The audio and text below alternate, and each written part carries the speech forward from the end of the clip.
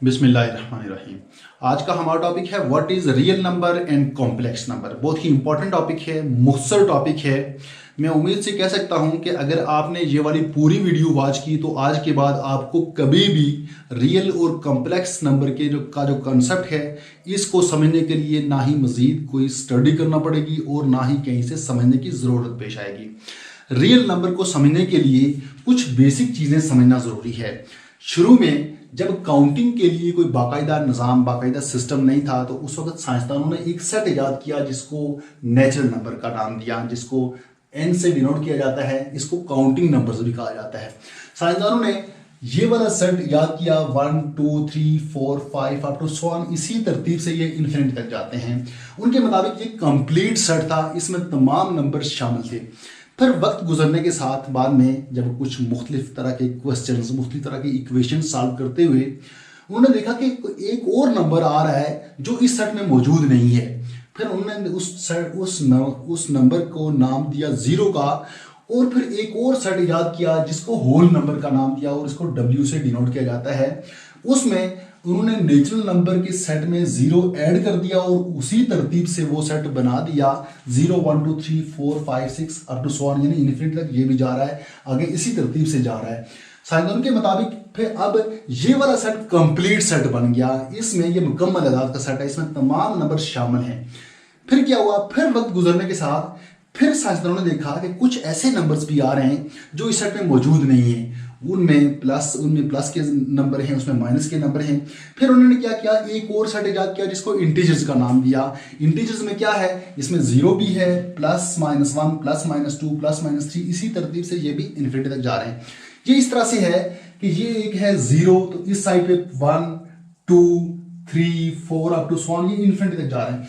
फिर ये माइनस के नंबर भी इसमें है, -1 -2 -3 अप टू, ये भी इस नेगेटिव में भी इन्फिनिटी तक जा रहा है। और ये सेट उन्होंने बनाया, फिर इस सेट को इंटीजर्स का नाम दिया और उनके मुताबिक ये वाला सेट अब कंप्लीट सेट बन गया। फिर क्या हुआ, फिर साइंसदानों ने देखा कि कुछ ऐसे नंबर्स भी आ रहे हैं जो डेसिमल फॉर्म में हैं, जो पॉइंट की शक्ल में है, फ्रैक्शन फॉर्म में है। यानी वो 8 डिवाइड बाई 3, 9 डिवाइड बाई 4, इस तरह के नंबर्स भी आ रहे हैं। तो फिर उन्होंने एक और सेट ईजाद किया जिसको रेशनल नंबर का नाम दिया और इसको क्यू से डिनोट किया, यानी P divide by Q and P and Q R integers. P और क्यू, यानी पी का मतलब यह है कि ऊपर नॉमिनेटर में कोई नंबर है और क्यू डिनोमिनेटर में कोई नंबर है। और ये जो नॉमिनेटर और डिनोमिनेटर है ये कोई इंटीजर्स हो सकते हैं, प्लस और माइनस के कोई भी नंबर हो सकते हैं। यानी जो भी नंबर फ्रैक्शन फॉर्म में इस तरह से लिखा हुआ होगा तो वो रेशनल नंबर कहलाएगा। इसको साइंसदानों के मुताबिक अब ये जो हमारे नंबर हैं, ये सेट पूरा एक कंप्लीट सेट बन गया है।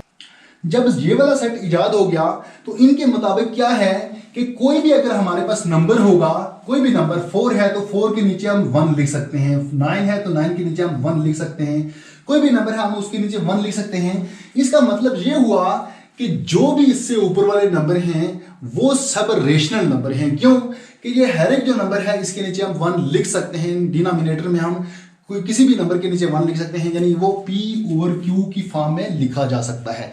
ये जो रेशनल नंबर हैं इनकी एक और खुसूसियत ये है, कैरेक्टरिस्टिक ये है कि ये या तो टर्मिनेट हो जाते हैं या फिर री अकर होते हैं, यानी बार बार अकर होते हैं। मसलन हमारे पास एक क्वेश्चन है 9 डिवाइड बाई 4।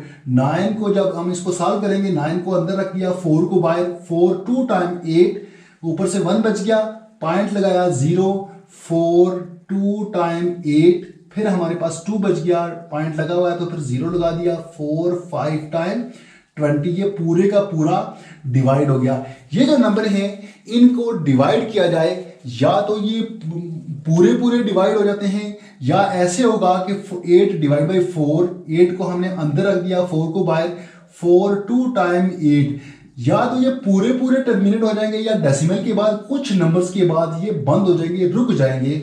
ये इनकी खासियत है, टर्मिनेट हो जाएंगे या रीअकर होंगी। और आपने देखा होगा कि बाज क्वेश्चंस डिवाइड के ऐसे भी होते हैं फ्रैक्शन फॉर्म में, वो जब उनको डिवाइड किया जाए तो उनका जवाब इस तरह से आता है 3.1 1 1 1 1 1 1, या फिर इस तरह आता है 3.6666, यानी रीअकर होते हैं, बार बार एक ही नंबर रीअकर होता है, वो नंबर भी कौन से होते हैं? रेशनल नंबर होते हैं।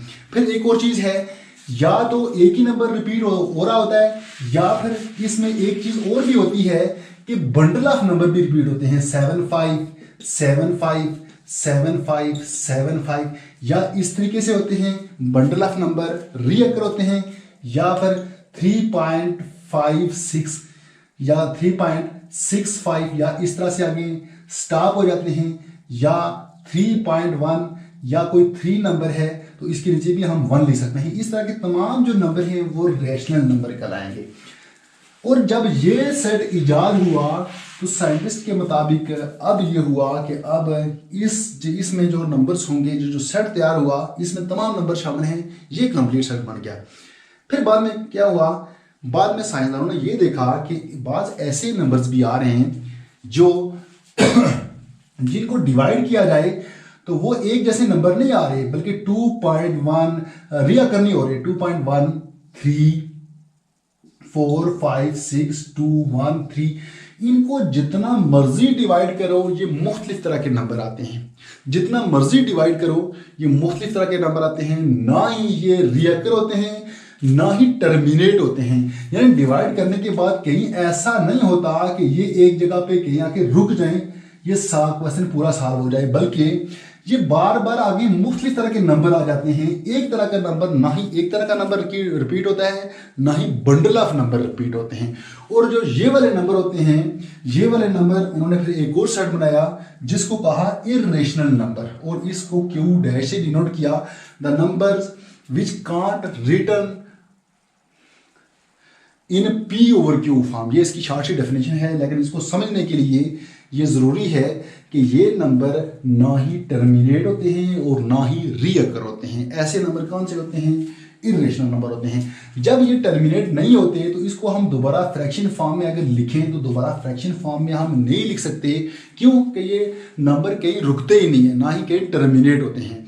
तो इसलिए ये एक और सेट बना जिसको कहा गया इर्रेशनल नंबर, जिसको क्यू डैश का नाम दिया गया। इसके बाद क्या हुआ, फिर साइंसदानों ने एक और सेट इजाद किया जिसको नाम दिया रियल नंबर का। अच्छा, रियल नंबर में कौन से नंबर शामिल होते हैं? रियल नंबर आर से डिनोट किया जाता है, और उसकी ये वाली सिंबल है, इसमें आर के पीछे एक और लाइन लगानी पड़ती है, ये रियल नंबर, ये इसकी सिंबल है रियल नंबर। और रियल नंबर उन्होंने ये बताया कि रियल नंबर में सेट शामिल होते हैं Q और Q डैश, यानी कि हमारे पास rational number union irrational number, यानी कि ये जो हमारा ये सेट है, इस सेट में इससे ऊपर वाले तमाम नंबर इस सेट में शामिल हैं। यानी रियल नंबर वो नंबर होते हैं जिसमें integers, whole number, natural number, सारे नंबर इसमें शामिल होते हैं। ये नंबर कौन से होते हैं? Real number. अब जब रियल नंबर का सेट तैयार हो गया तो उस वक्त एक ये आगे आ गया रियल नंबर कि व्हाट इज रियल नंबर। उम्मीद करता हूं कि आपको रियल नंबर की समझ आ गई होगी।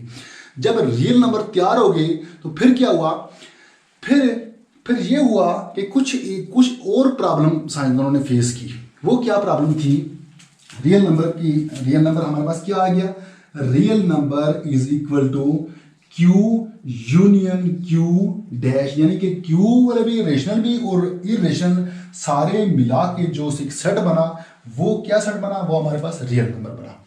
फिर ये हुआ कि फिर जब आपने देखा होगा कि जब हम किसी चीज का स्क्वायर रूट लेते हैं, फर्ज किया हमारे पास 4 है, ये 4 का हमारे पास स्क्वायर रूट है, इसको हम सॉल्व करते हैं तो हम क्या करते हैं, इसको सबसे पहले हम पेड़ की शक्ल में लिखते हैं 2 × 2।